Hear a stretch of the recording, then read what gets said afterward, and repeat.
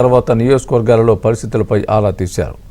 విస్తృత ప్రయోజనాల దృష్టిలో తీసుకుని నిర్ణయాలను నాయకులు అర్థం చేసుకుని కలిసి పనిచేయాలని సూచించారు.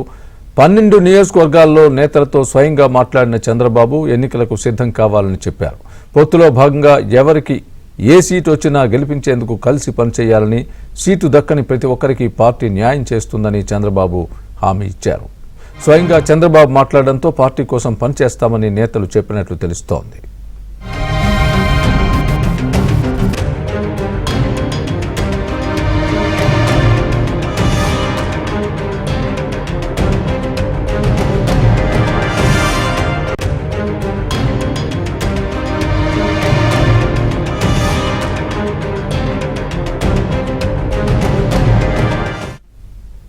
ఢిల్లీ పర్యటనలో ఉన్న టీడీపీ అధినేత చంద్రబాబు పార్టీ ముఖ్య నేతలతో ఫోన్లో మాట్లాడారు. సీట్ల ప్రకటన తర్వాత నియోజకవర్గాల్లో పరిస్థితులపై ఆరా తీశారు. విస్తృత ప్రయోజనాల దృష్ట్యా ఈ తీసుకున్న నిర్ణయాలను నాయకులు అర్థం చేసుకుని కలిసి పనిచేయాలని సూచించారు. 12 నియోజకవర్గాలలో నేతలతో స్వయంగా మాట్లాడిన చంద్రబాబు ఎన్నికలకు సిద్ధం కావాలని చెప్పారు.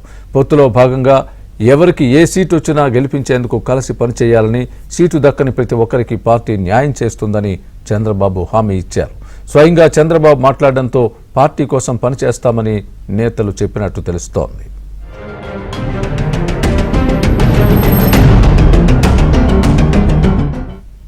ఇదే అంశానికి సంబంధించి పూర్తి అప్డేట్ మా ప్రతినిధి పూర్ణ అడిగి తెలుసుకుందాం.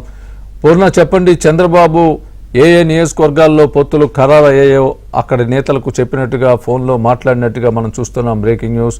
ఈ మాట్లాడిన తర్వాత అక్కడ ఉన్న నాయకుల యొక్క స్పందన ఏ విధంగా ఉంది? పూర్తిగా సహకరిస్తాం, మేము కలిసి పనిచేస్తాం అన్నట్టుగా కూడా మనం చూస్తున్నాం. మీ దగ్గర ఉన్న తాజా అప్డేట్ ఏంటి? చంద్రబాబు మాటలకు అక్కడ రియాక్షన్ ఏ విధంగా ఉంది?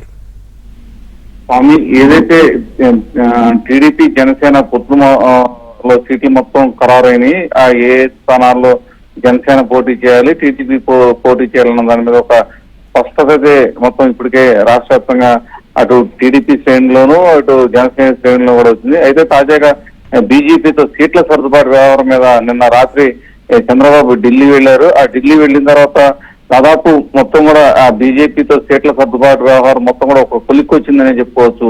ఈ నేపథ్యంలో అంటే ఏదైతే అక్కడ సర్దుబాటు విషయం మీద అక్కడ నుంచి ఒక క్లారిటీ వచ్చిన నేపథ్యంలో చంద్రబాబు ఇక్కడ ఉన్న టీడీపీ ఎవరైతే ఆశావాసులు ఉన్నారో, సీనియర్లు ఉన్నారో వాళ్ళందరితో కూడా ఫోన్ లో మాట్లాడటం కూడా జరిగింది. ప్రధానంగా చూస్తే కనుక దాదాపు 12 నియోజకవర్గాలకు చెందిన నేతలతో చంద్రబాబు స్వయంగా ఫోన్ లో ఈ రోజు మాట్లాడినట్టు కూడా మనకి తెలుస్తుంది. ఏదైతే సీట్ల ప్రకటించిన అనంతరం ఆయా నియోజకవర్గాల పరిస్థితులపై చంద్రబాబు వారికి మొత్తం కూడా వివరించడం కూడా జరిగింది.